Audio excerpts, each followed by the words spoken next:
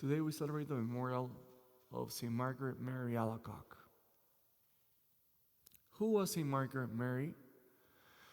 She was born in the middle of the 17th century in France, and she became a visitation nun.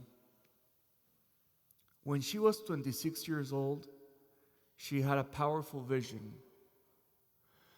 When she was praying in the chapel, she writes that the tabernacle opened itself, and from the tabernacle came a vision of our Lord, and the Lord showed her his Sacred Heart. And with the vision of the Sacred Heart came a message, and the message was, "This is my Sacred Heart that so has loved the world, and in return it has only received indifference from so many people."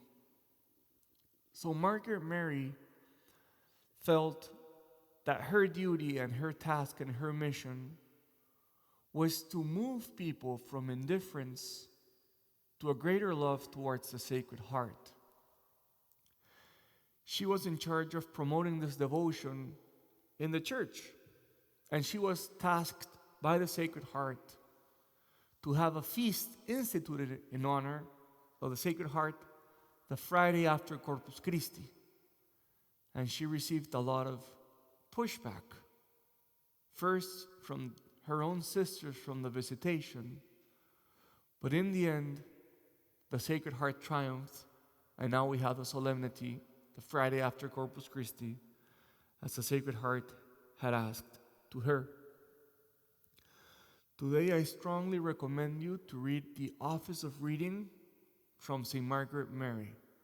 It's a letter that she writes.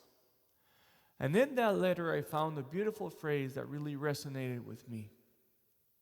Margaret Mary says, "The most valuable treasure is to keep our peace of heart, to have peace in our interior life."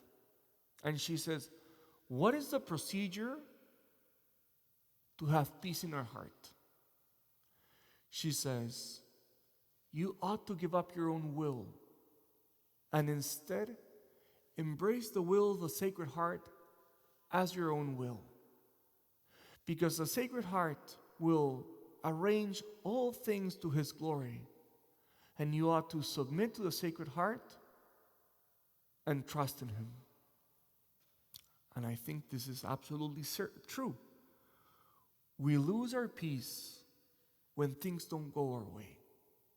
We find frustration and sadness when we want to impose our will over others and over the world. But when we do the opposite thing, that means embracing the will of the Sacred Heart and make His will our own, then we can enjoy peace and joy. So today, brothers and sisters, my encouragement for all of you is give up on your own will. Surrender your will to the will of the Sacred Heart, and be sure that everything that happens, everything that He disposes in His providence will be arranged to His greater glory, and that we can find peace when we submit to Him and when we trust in Him.